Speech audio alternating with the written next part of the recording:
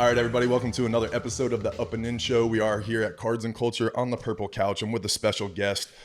She's a very busy woman right now, so we're going to get her in and out of here. But Jurnee Robinson, thank you so much for joining me. I'm excited to have this conversation with you and find out a little bit about you. I mean, thank you for having me so much. Thank you. Absolutely. Well, I know how I see you. I did my research, a little bit of homework on you. I've watched you play a little bit. Why don't you give our listeners a quick 1 minute rundown, who you are, what you do, that kind of stuff. All right. My name is Jurnee Robinson. I'm from South Carolina. I played volleyball for about 7 years, I think. And I have a brother and sister and 3 dogs. Love it. So. And you're a freshman at LSU right now, yes. right? Oh, yeah. I forgot to say that. No, that's all right. No, that's all right. That's all right. That's what we're going to get into. Speaking of dogs, mine's acting a fool over there on the ground. Look at her over there. She was trying to play with us before. But so you guys, everybody, if you guys are listening, you guys know Lila might jump into this show. But yeah, just don't be surprised if she jumps up here with us. All right. So let's talk about it. You said you've been playing volleyball for 7 years. Yeah. For some reason, I feel like that's not that. So let's do the math on that. It's 12 years old. You just started playing something like that? So in 6th grade. Yeah. Wow. Because most people would assume, right, you played from a young age and that kind of stuff. So talk to me how you started playing volleyball. So I was doing tumbling at first, and I really love to tumble. Okay. And, well, I can't tumble anymore. I'm not flexible anymore. And someone just randomly came up to my mom and was like, you should, like, try and play volleyball. And I was like, no, I don't want to play any sport. I just want to.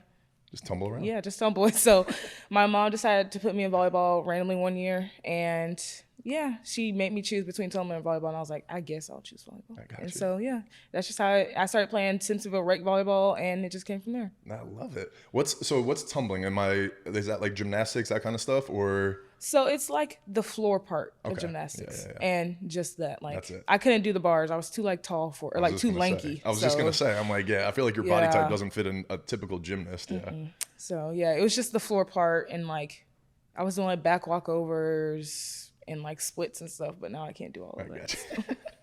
So wait till you get to be my age. It happens fast. I mean, my knees are already starting to hurt a little bit. So yeah, well, you jump around a lot and you put a lot of stress on your body. Yeah. So you've always been tall? I would say I think I got my growth spurt around maybe like 7th grade, because I was like 5'4", 6th grade, and all of a sudden I was like 5'8". Okay, nice. So that's a big jump, yeah. Yeah, and so then I started having to wear like high waters, and like my shoes started growing, like my feet just started growing, and I was like a size fit real quick, maybe like a size 10 when I was like 14. Oh my god! So did they they think you were going to be even taller? How tall are you? So I'm 5'11", but technically I'm 6'1". I like your 6'1" it is. Yeah. Let's go. And I'm 6'1" on the roster, so basically. Exactly. Yeah. Which shoes you're definitely 6'1"? No. Yeah. Basically 6'7" at that. I like it. Let's go. Are your parents tall? So my dad is like 6'3", okay, and my mom is 5'9". Okay. So, you got some height in there. I got like an average right there. Yeah. So I got you.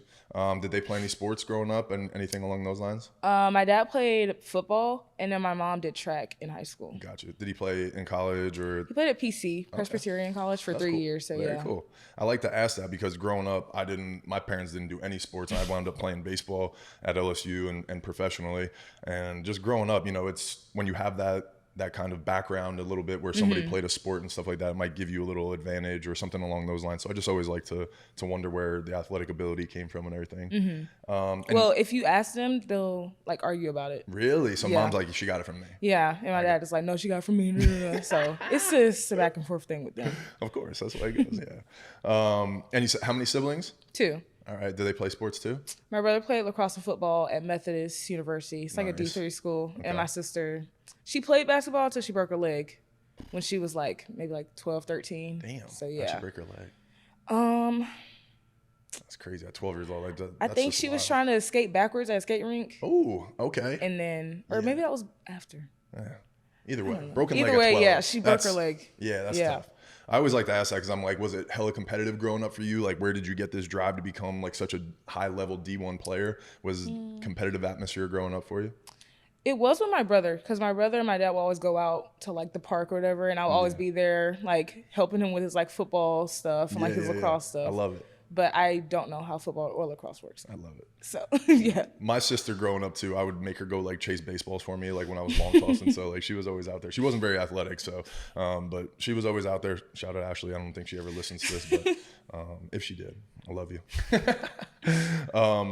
So 12 years old, you start playing volleyball. When did you start doing it a little bit more seriously and kind of realizing, oh damn, maybe I could do this thing at the next level? Honestly, when I was like 14. Okay. I moved positions just randomly at a tournament, and then that's when I started getting like more college letters and stuff. Nice. So my mom was like, okay, maybe This you could can be a actually thing? go somewhere. Yeah. So yeah, we just started training really hard, getting the private lessons and stuff like that. And Nice. So how does the volleyball circuit work? My niece is actually a junior right now in high school. She's on her JV team and everything. So I like learning about this stuff. How does the volleyball circuit work when you're 14, 15, 16? Is it like AAU like it is for basketball and all that stuff? So you go to all these tournaments and everything? yeah, so basically you play volleyball like all year round. Yeah. It's like you're in high school season for like 90 days. And then you get like 2 weeks off, but then like you're 2 weeks off, you're still training for tournaments and stuff like that. So you have tryouts, and then you go back to club volleyball. So It's just year round. literally So there was no other. year-round. Was volleyball your only sport then after that? Yeah, I didn't want Yeah. to play. I didn't even want to play a sport. I was just gonna say. yeah, like why would I join another one? So Yeah. yeah, Do you love volleyball now? yeah. It's a love-hate like sometimes, or Yeah, I mean, I would say that like my younger years, it really like just having like coaches and stuff like that, like not having like a good team, like because sometimes the team just wasn't performing as well as I thought they would. So that really like discouraged my love for it. Yeah. And especially like high school volleyball. But now I say I'm starting to love it again. There she is. I love that you're loving it. That's good. And I imagine, right, growing up, it's hard because you're sacrificing, right? You're sacrificing. Yeah. You're seeing your friends go do things in the summer. You see your friends going to parties or whatever, right? Just Yeah. hanging out with each other, and you don't have that time. So there could be some resentment there growing up. So I understand.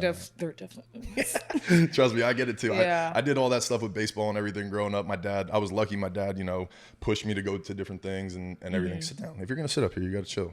Sit down. Sit. So in high school, when does volleyball start recruiting? Because I know in baseball sometimes it can be like hella young, where like 14 years old kids are committing and stuff like that. So how does it work for volleyball? So they started changing the rules a couple years ago, but now it's like your summer going into your junior year. Okay. That's when they can actually start like calling you and stuff. Yeah. But before it was like, so there was a one girl, I forgot her name, but she committed when she was in 8th grade, and then she decommitted her senior year and then committed somewhere else. That's so crazy. So to me. yeah. But I know that happens in football, baseball, like baseball, it's crazy. I think they changed it again, but when I was growing up, that's the way it was too. It was like the day your junior year, whatever, July 1st after your junior year, they could finally call you.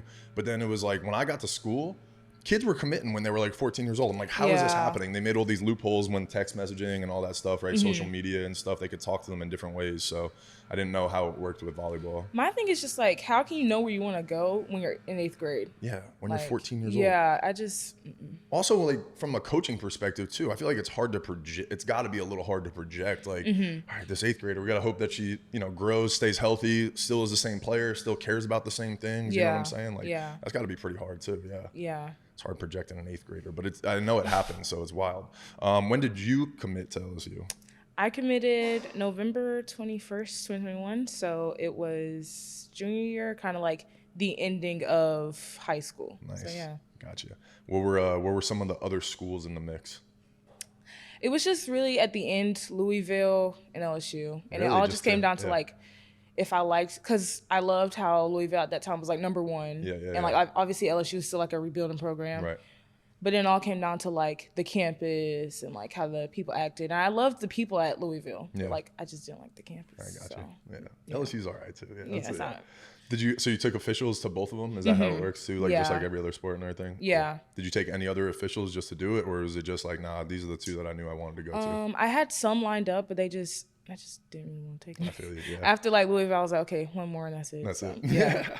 I love it. And then you came here, and then did you commit on the spot, or did it take some time and all that stuff? It took like 2 weeks after, I'm not 2 gonna weeks? lie. Okay. Because I just kept going back and forth. I was like, do I want to Yeah. go in a rebuilding program or do I want to go to a place that's like number one? Yeah. Exactly. So Wow. Okay.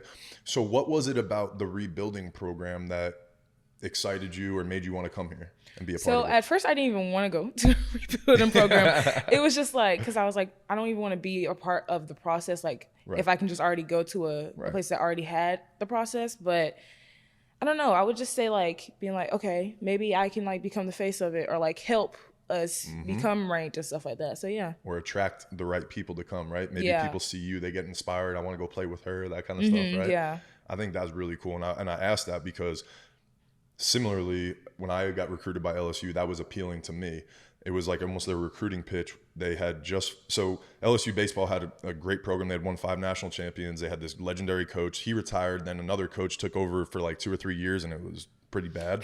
And then they hired my coach, and that was his whole thing. He was like, "You're part of the first recruiting class. You're going to be part of the first like group to rebuild our program and put us back to where we wanted to be." And like that was exciting for me. I was with these really big name guys and stuff, and it was like, if we do our thing, like we're going to attract all these other kids and we're going to be part of that program. And it was really cool to do that. So I love hearing that. Well, because I committed under Fran Flory, and then she retired 2 weeks after I committed. Oh my God. Yeah. Talk to me a little bit about the mental space of that. So like, did you think about going somewhere else? Or did you still want to come to? No, you wanted to come to LSU. It was like if it was a coach that I didn't like, I would have left. Really? Yeah, okay, but cool. luckily Tanya was recruiting me at Texas, and Jill was recruiting me at Ohio State. Nice. So then like they just came together. Yeah. You're like, all right, that works. Yeah. So that's awesome. And Tanya played here, correct? Or yes. Yeah, that's awesome. Tanya and Jill played here. They did. Okay, both. That's awesome. Yeah, I love that. So talk to me a little bit about being in this class now. You are part of the rebuilding, and we talked about it before, we're not ranked right now, but talk to me about that process. You're killing it on the court, right? You're having a great start to your freshman year. Talk to me about what that's been like and the experience has been like so far. It's been well. I think like the classes here, they've been like really welcoming and stuff like that. And yeah, Tanya has told us multiple times that like our class is here to like help change the program and stuff like that. So yeah, it's been good. And it's got to be pretty fun being on campus right now as an LSU athlete, right? There's so much good energy. All these teams are doing good things. So I feel like you guys are just that next team in line, right? Scott Woodward's done a great job with the hiring process and things like that. So you guys are in great hands. I think it's just a matter of time before you guys start doing your thing too, right? And being part of all these great athletes. So what's it like being around all these athletes, being a part of this, and being a student athlete during this time? I mean, you can't really fangirl because then like that would be like too weird because like now you'll see them on campus, so you can't act like that. But yeah, like every time I see somebody, I'm like, oh my God. That's cool. Yeah. I'm like, oh, that's him. Yeah. So like, yeah, I just have to like keep my cool around the whole time. But, I get it. But it's cool to have that mutual respect. You know what I'm saying? Like I see you doing your thing a little bit, and they probably have the same thing for you. You're walking around as a pretty badass woman yourself, and doing your thing on the volleyball court. So I bet you'd be surprised how many people are a fan of you and come into the games and watch you play and hear about you. And over the course of the next 3-4 years, it's probably going to be pretty fun to watch your development and watch how you're a face of the volleyball program and stuff too. Thank you. Yeah, no problem.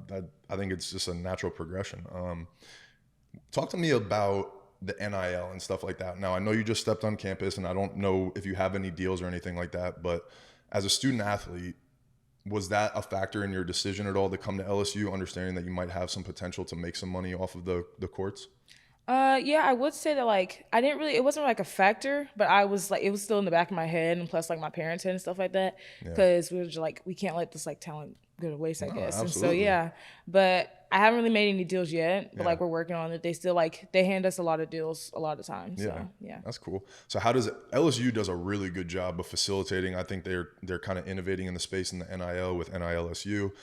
Taylor Jacobs does a great job over there with that program. So talk to me about some of the resources that they have for you, and some of the things that other athletes that might listen to this podcast that might be thinking about coming to LSU or a Division I program. Talk to me a little bit about what LSU does for you guys and maybe has made it, things available for you guys. So they've had like little conferences, or like, I believe like an old like baseball player came, or like an influencer, he came and like just talked to us about a little bit of it.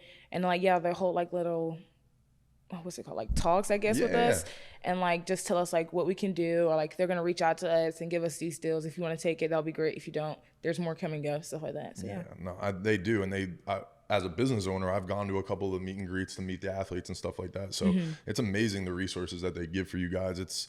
I don't think it's just a recruiting pitch, but it just really does talk volumes about LSU and what they do for their athletes, and it makes people want to come here and spend their time here and stuff like that.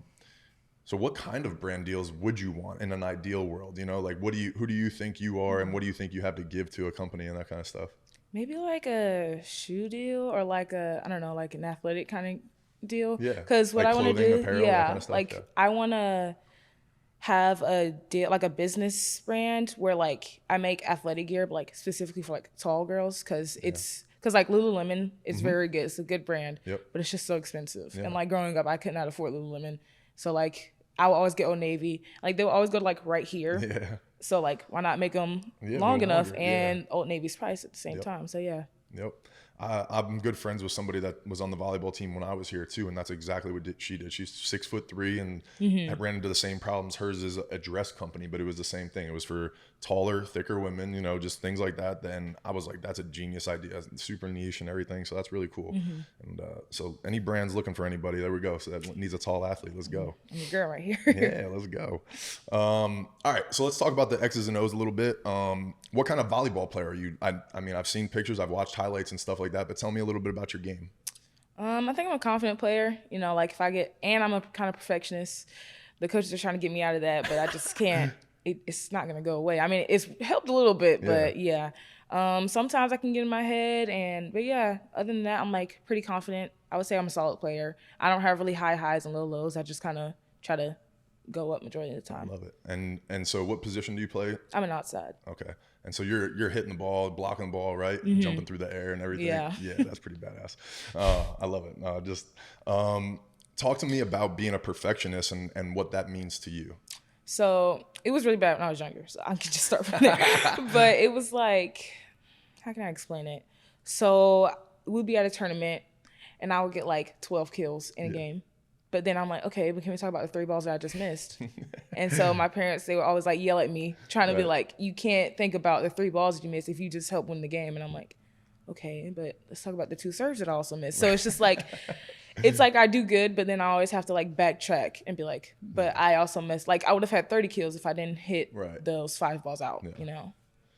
So what is LSU? You said they're trying to get you out of that. What are some of the things? Are they doing mental skills stuff with you? Or are they just like, or is it just like experience and they're sitting there talking to you, trying to help you through it, that kind of stuff? I would say that it's more like Kevin, our assistant coach, he's like, perfectionist is the enemy of good, or he said something like that. Yeah. And so like, cause we were doing a serving drill yesterday and I got like 6 in a row and then I hit one in it and like I crumbled to the ground. Cause like, that's like, I messed up my run.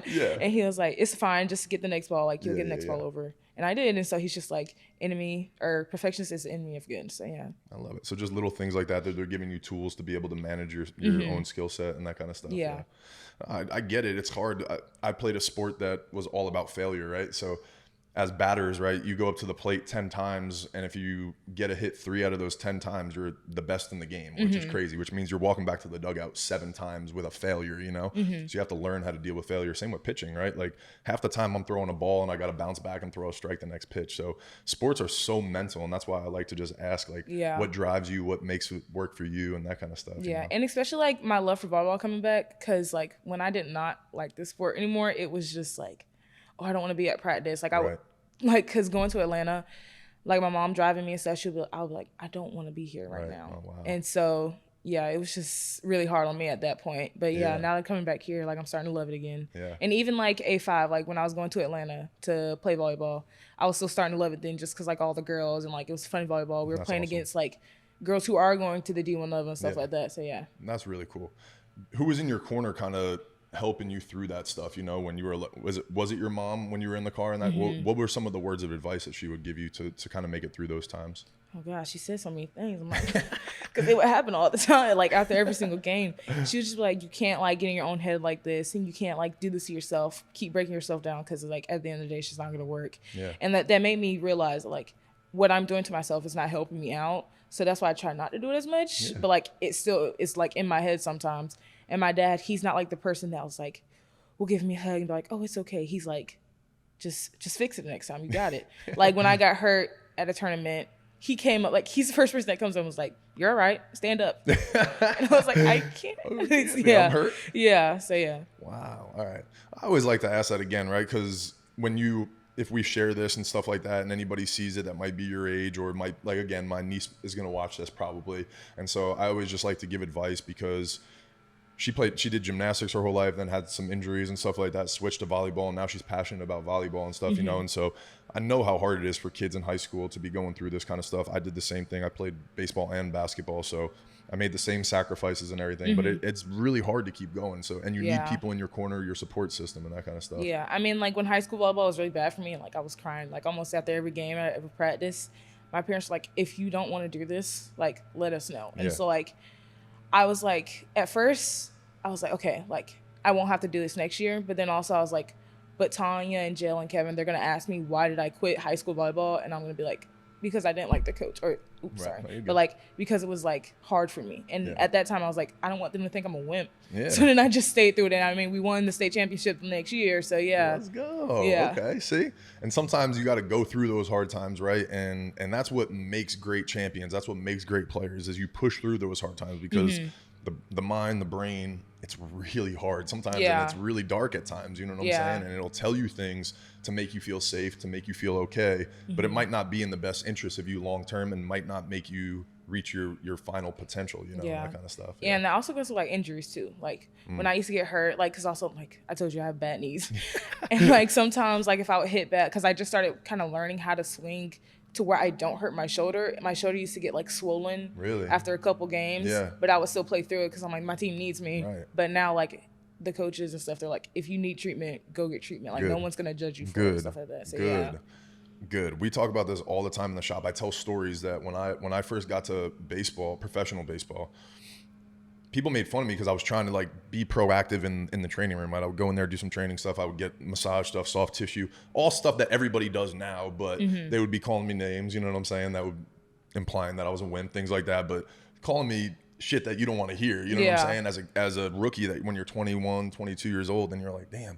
And so it was almost like, you got to tough it out and you got to push through these injuries because you're lucky to be here and stuff like that. I'm so happy that the narrative is changing now, and they understand preventative, you know, medicine, therapy, that kind of stuff. So I'm happy that they're encouraging you, and please do that because like seriously, it's important. And the quicker that you can learn your body too, of like, hey, my knee hurts because maybe my ankle is, you know, there's a problem with my ankle, the longer you're going to play and the more success you're going to have too. Yeah. Our athletic trainer, I was like, yeah, my knees hurt. And so she like pressed on my knee and like almost like pushed her away because I was like, that hurt. And so, so now she like uses the massage guns on the back of my knees and stuff like that. And it's actually helped a lot. So see, just little stuff like that. And it's just, again, as athletes, we're trained so much to just push through, and the best athletes just compete, and it doesn't matter, right? And there is an element to that. There is. You need to have, there's a toughness, but there's also like an IQ level, you know, to be like, hey, this muscle's hurting and I can probably prevent this and fix it, you know, and probably get stronger so it doesn't come back and stuff too. Yeah. And it was like in tournaments, an ice bag is only going to do so much, but we just thought it was going to fix the world for us. So exactly. You didn't know any better. Like 25 ice bags on my body. It was just like a Band-Aid, you know what I'm saying? But it never really fixed the problem or anything. Yeah. So have you had any surgeries or anything major, or is it just like literally like my knees hurt, I have inflammation, like pain, that kind of stuff? No surgeries. I had runner's knee growing up, and so like they think it's just that again. Gotcha. Is that like Osgood's whatever? Have you ever heard that little like, thing where you grow too fast? Oh no, I don't think I grew fast because I think I'm done growing right now. 4 inches in a but that year. That was a long time ago. Now it's just like, I think runner's knee is just like you don't have like a lot of cartilage or something or something like that. Yeah. So Gotcha. It's probably just bone on bone, like rubbing it again.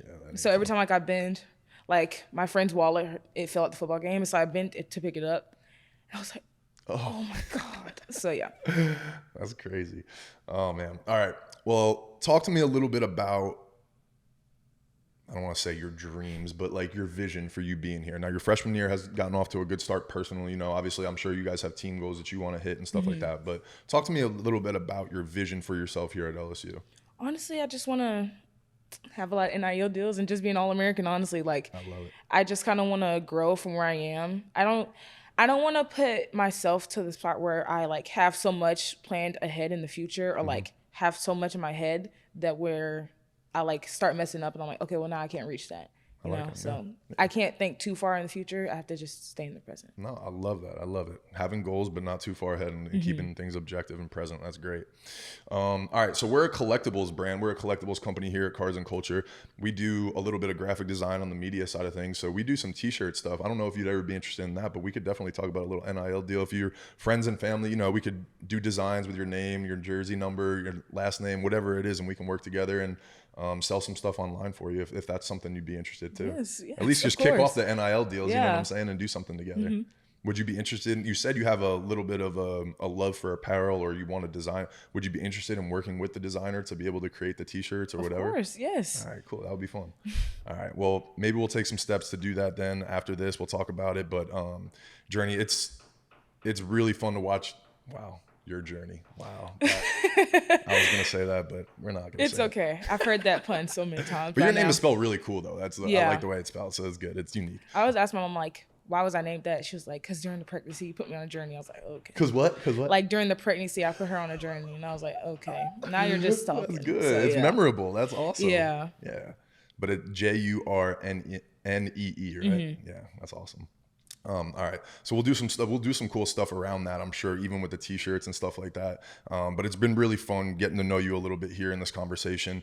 Over the next 3 or 4 years, I would love to do this again, maybe once a year or something, and keep catching up and kind of documenting your journey, you know, as you go throughout LSU and as you grow and hopefully become an All-American and all the things that you want to do. So thank you for the time. I know you got to get going to study hall, so I'm going to let you get out of here, but let's definitely talk about this NIL stuff and see if we can create some t-shirts and some collectibles that might be meaningful to you, your family. That way when they come to the games, they can wear something for you and show you some love. So Thank you for having me again. Yeah, absolutely. This was fun. Thank you. Thank you.